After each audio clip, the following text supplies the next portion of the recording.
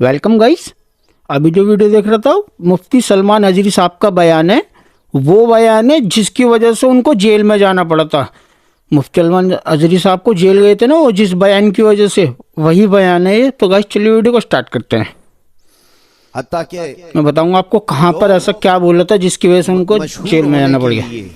आज हुजूर पाक सल्लल्लाहु तआला अलैहि वसल्लम की गुस्ताखियां भी कर रहे हैं और उनका मकसद सिर्फ और सिर्फ अपनी कौम में हीरो बनना, हाँ आज बस फैशन वही बन चुका थोड़ा है। पॉपुलर होना। इस्लाम के दरमियान बड़ी बड़ी कंट्रीज में भी देखने को मिल रहा है, जिसको बड़ा नेता बनना है वो हुजूर पर भोंकता है। करेक्ट है। इस्लाम के खिलाफ, कुरान के खिलाफ। हम्म उन जालिमों को कभी डूब कर मर कर सोचना चाहिए। हिंदुस्तान ही की अगर मैं बात करूं, मुझे तो मेरी इस अदा पर भी फख्र है कि अल्लाह ने मुझे अगर कुछ अता किया है तो मेरे रसूल के सदक़े में अता किया। बेशक बेशक किसी दूसरे माशाल्लाह पे सुभान भोंक कर तो मशहूर नहीं हुआ, बेशक। तुम्हारी किसी किताब पे बोल के तो नहीं आया, ना तुम्हारे धर्म पे बोल कर आया, ना तुम्हारे किसी गुरु घंटाल को बोल के आया।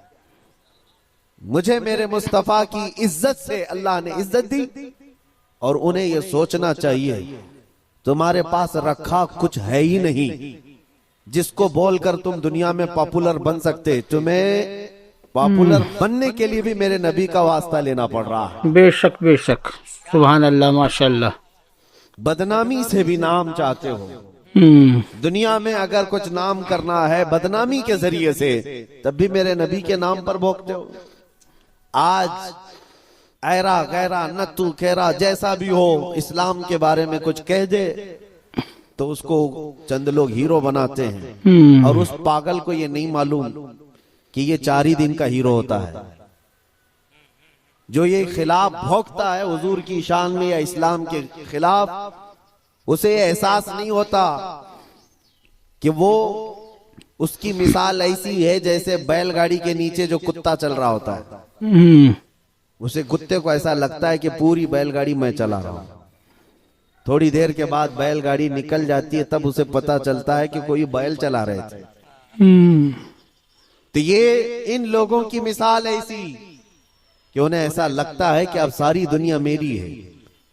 हमने अपनी आंखों से देखा और आपको भी मैं बताता हूं, रिसेंटली हमारे इसी देश में उन कुत्तों का हशर अभी क्या चल रहा है वो भी आपको पता है। जिन्होंने इस्लाम, कुरान और मेरे आका की जात को निशाना बनाया, खूब भोंकते रहे, आज वो किसी पेपर के कोने में भी नजर नहीं आते। यति नरसिंहानंद के लिए बोल रहे दूसरों हैं। की बात तो छोड़ो, दूर दराज तो छोड़ो, अपनी कौम में ही नहीं पूछे जाते।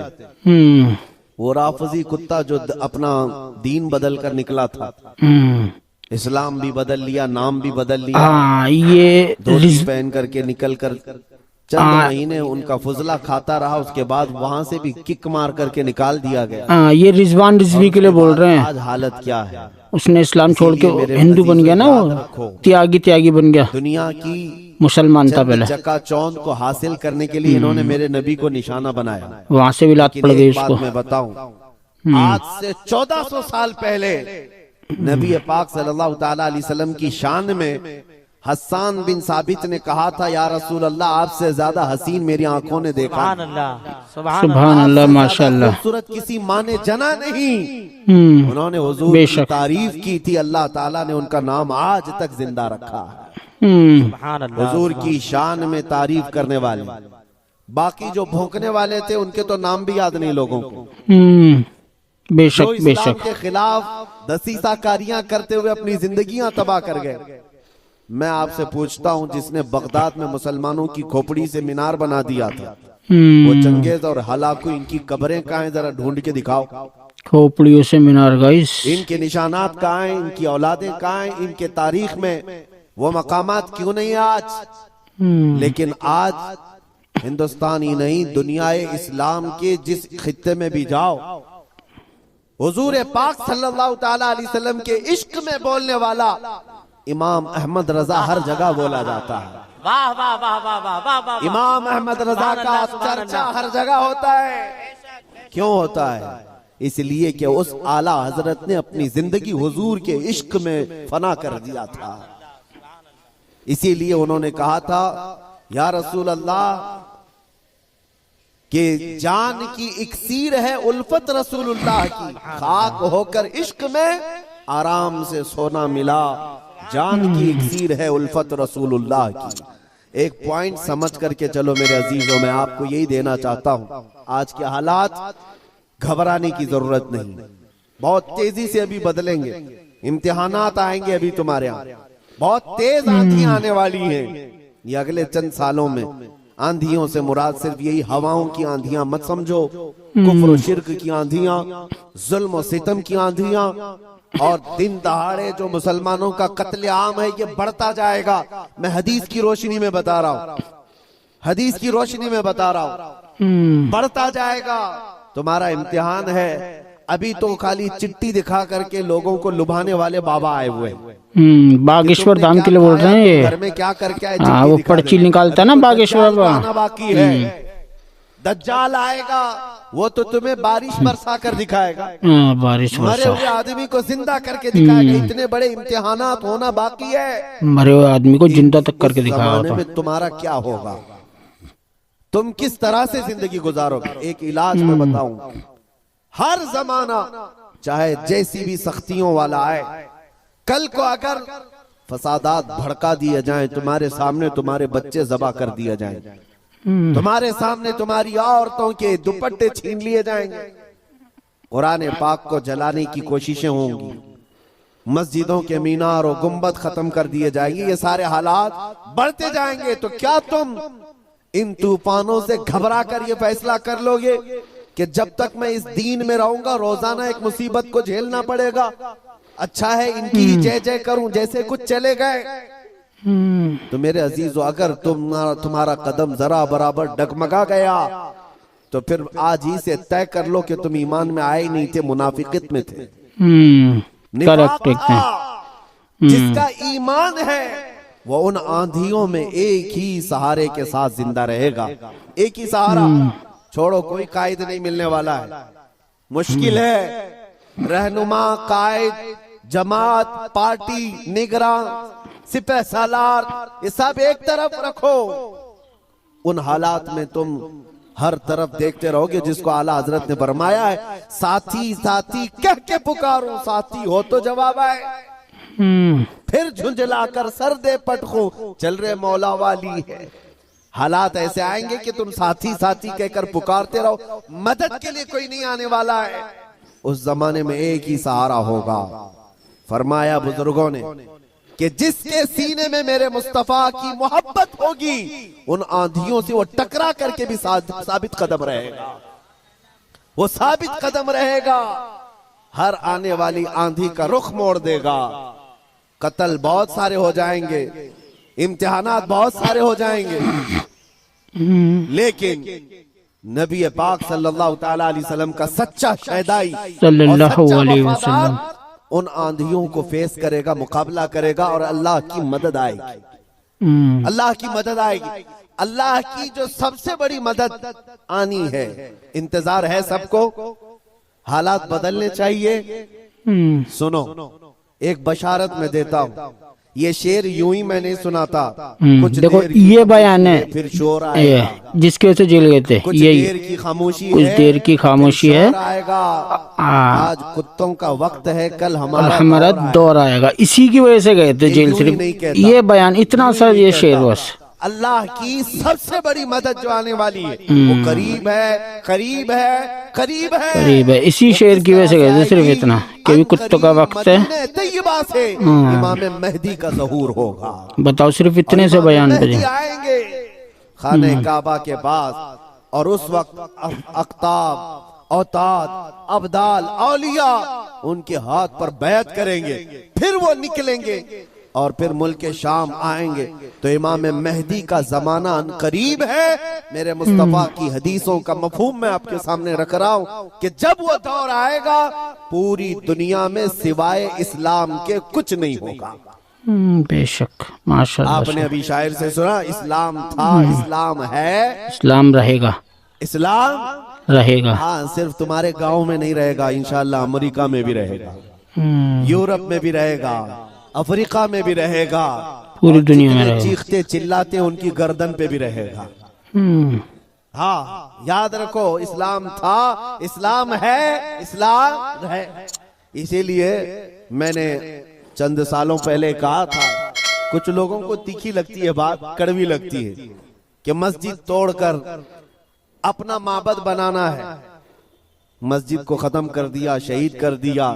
بھائی حکومت تمہارے پاس، طاقت تمہارے پاس، بابری مسجد تمہارے پاس، وکیل تمہارے پاس، بنا لو. بابری بڑے مسجد. زور شور سے سب بنا رہے. ہم سے ایک انٹرویو والے نے پوچھا آپ اس پر کیا کہتے ہیں؟ ہم نے صرف اتنا ہی کہا کہ بنانے کے لیے کہو لیکن تھوڑا قبلہ دیکھ کر بنا لینا. اچھا ہے بھائی. قبلہ دیکھ کر بنا لینا. یہ کیوں کہا؟ کیونکہ ہمیں پتا ہے میرے مصطفیٰ نے فرمایا ایک دور آئے گا جب ہر دیوار سے آواز آئے گی اللہ اکبر. اللہ اکبر. ہر جگہ سے اللہ اکبر کی آواز گونجے گی. میرے عزیزو مایوس نہ ہو آج کے ان حالات سے. جو نوجوان مایوس ہو کر سراسیمگی کے شکار ہو جاتے ہیں، مجھے ان سے شکایت ہے. آج بھی تمہارے پاس وہی جذبہ ہے، ہمیں پتا ہے. اگرچہ بکھری ہوئی یہ قوم ہے لیکن بڑی بڑی طاقتیں تم سے خوف زدہ ہیں. بے ڈرتی شک. کیوں ہیں؟ غریب مسلمانیں دیہات میں رہتے ہیں، کام کاج نہیں ہے، ان کے پاس تو جائیدادیں نہیں، ان کے پاس نوکریاں نہیں، ان کے پاس فوج نہیں، لیکن میڈیا کی زینت تم ہی تو ہو. کتنے چینل ایسے ہیں جن میں ہمارا نام لیے بغیر تو دکان نہیں چلتی. حقیقت ہے یا نہیں؟ کیوں؟ ہم ہی ہم ہیں. ساری جگہ ڈیبیٹ میں ہم ہی ہم ہیں. کچھ بات تو ہے کہ مٹتی نہیں ہستی ہماری. اقبال نے کہا ہے کچھ بات تو ہے کہ مٹتی نہیں ہستی ہماری، صدیوں رہا ہے دشمن دورے زماں ہمارا. لیکن میرے عزیزو وہ وقت آئے گا، وہ وقت آئے گا جب تمہارا عشق مچلے گا اور تم عملی میدان میں آؤ گے اور نبی پاک صلی اللہ تعالی علیہ وسلم کا نعرہ بلند ہوگا. کیونکہ قرآن کا وعدہ ہے هو الذی ارسل رسولہ بالہدی ودین الحق لیظہرہ علی الدین کلہ. وہ اللہ ہے جس نے اپنے رسول کو حق کے ساتھ بھیجا ہے تاکہ وہ اپنا دین پوری دنیا میں غالب فرمائے. دین پوری دنیا میں غالب آئے گا. بے شک بے شک. سبحان اللہ. قرآن نے خود کہا وَلَوْ كَرِهَ الْكَافِرُونَ وَلَوْ كَرِهَ الْمُشْرِكُونَ.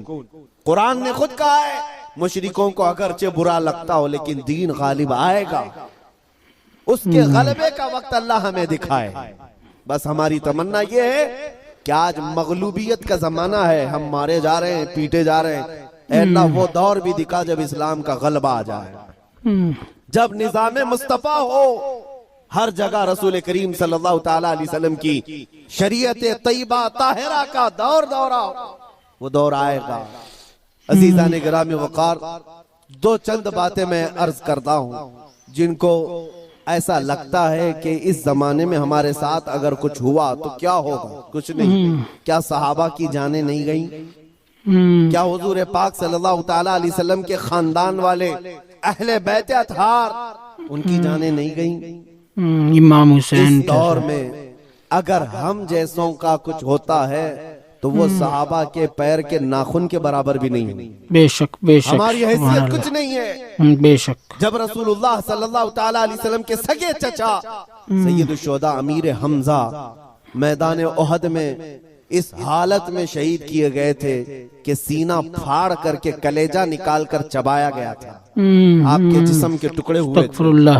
تو کیا یہ حضرت امیر حمزہ رضی اللہ تعالیٰ عنہ کی شکست اور ان کی ہار پر کوئی لعنت کرے گا آج؟ نعوذ باللہ من ذالک، ہرگز نہیں. بلکہ رہتی دنیا تک ان کی شہادت کو سلامی دی جائے گی. کیوں؟ اس لیے کہ قرآن نے کہا ہے کہ شہید مرتے نہیں ہیں، وہ اپنی قبروں میں زندہ ہوتے ہیں. اگر اللہ تبارک و تعالیٰ نے ہماری زندگی میں لکھا ہے ہم چونٹی سے بھی مر جائیں گے. بے شک. اور اگر ابھی موت نہیں لکھی ہے چونٹی سے بھی نہیں مرو گے بلکہ مودی سے بھی نہیں مرو گے. اگر موت نہیں ہے کسی سے نہیں مرنا ہے، اور اگر موت لکھی ہے تو مچھر سے بھی مر جاؤ. یہ تقدیر ہے جس پر ایمان ضروری ہے. اے مسلمانوں اپنے ایمان کو سنبھالو, مضبوطی کے ساتھ اگر رہنا ہے تو اپنے تشخص کے ساتھ رہو, اسلام کو چھپا چھپا کر کے مت رہنا. تمہاری نمازیں کہاں ہیں, تمہارے اعمال کہاں ہیں, تمہارے چہرے بھی آج بدل گئے. تم خود چاہتے ہو کہ اسلام پردیس بن کر کے رہے, اسلام کو ظاہر کرو. تمہارے چہروں سے بھی تو پتا چلے کہ تم اسلام سے کتنی محبت کرتے ہو. تمہارے گھر کی بیٹیوں کی سروں پر اسلام تو نظر آنا چاہیے.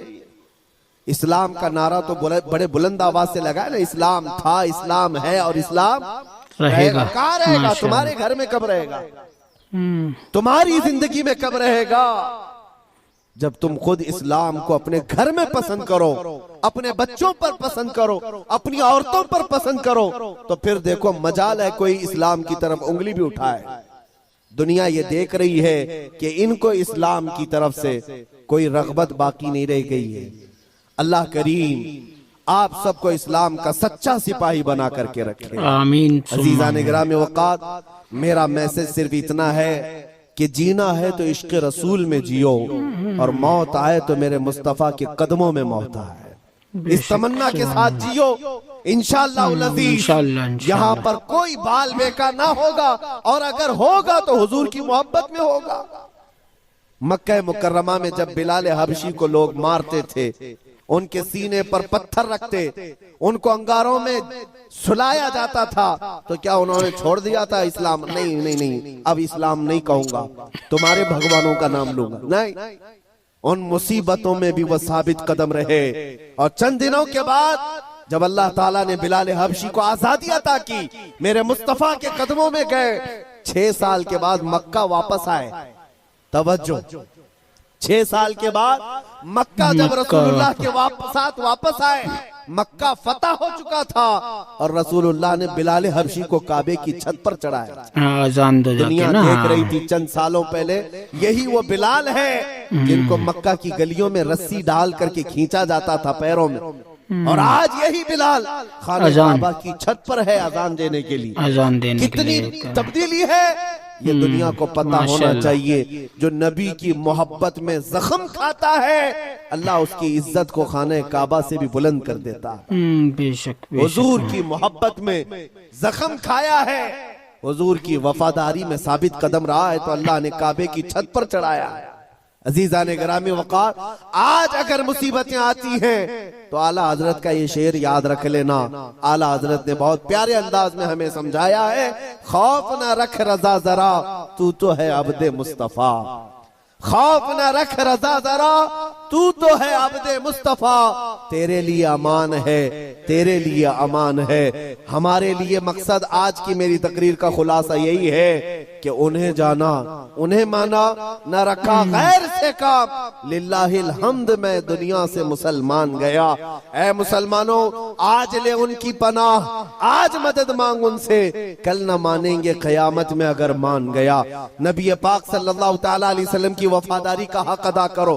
میرا کہنا صرف یہی ہے کہ جلسے بہت ہو چکے, رات رات بہت جاگتے ہو, اور لوگوں کے سامنے تمہارے نعرے, تمہارے جلوس سب بہت ہو گیا. عشق رسول کا مظہر بن کر کے کسی دن اگر تم کسی گلی سے بھی گزر جاؤ, مولا تمہاری خوشبو سے لوگوں کو اسلام کی طرف پھیر دے گا. اسلام کی طرف لوگ صرف تمہاری خوشبو سے آ جائیں گے, تمہاری تبلیغ کی بھی ضرورت نہیں ہوگی. بس شرط یہ ہے کہ تم محبت مصطفیٰ صلی اللہ علیہ وسلم کا پیکر بن کر کے تو نکلو, تمہارے اندر وہ تبدیلی آ جائے. ابھی مولانا آپ سے پوچھ رہے تھے, جلسے کا حصول یہی ہے کہ کاش اس جلسے میں کوئی بیٹھا ہوا غیرت مند جوان یہ عہد کرتا کہ میں میرے مصطفیٰ سے جان سے زیادہ محبت کرتا ہوں, میں میرے نبی سے جان سے زیادہ محبت کرتا ہوں. میں یہ جو کہہ رہا ہوں حقیقت ہے یا نہیں آپ کے ساتھ؟ آپ جان سے زیادہ محبت کرتے ہیں اپنے نبی سے؟ بے شک, بے شک. سب نہیں کرتے, یا پھر سو رہے.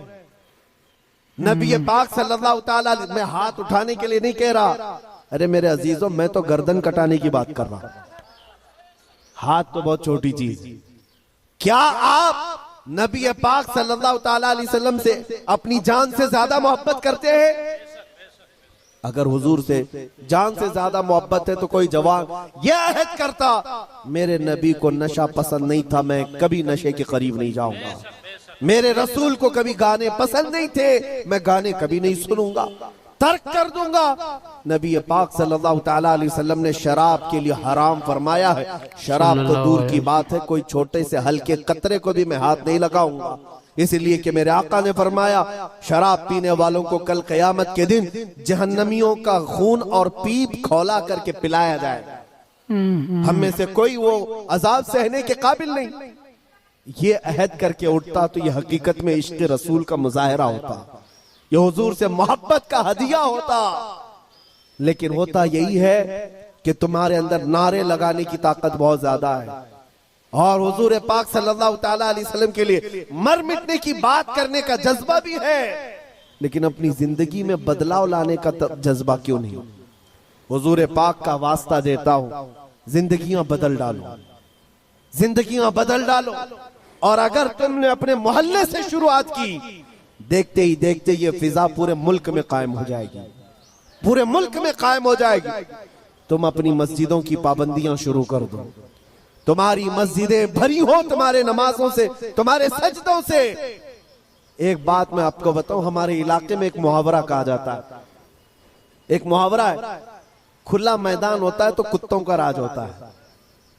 اگر میدان میں کوئی آتا جاتا نہیں ہے تو کتے راج کرنے لگ جاتے ہیں، صاحب کچرا بھی وہیں پر، کتے بھی وہیں، ایک دوسرے کو بھونک رہے ہیں، چڑھ رہے ہیں، کود رہے ہیں، یہی ہے۔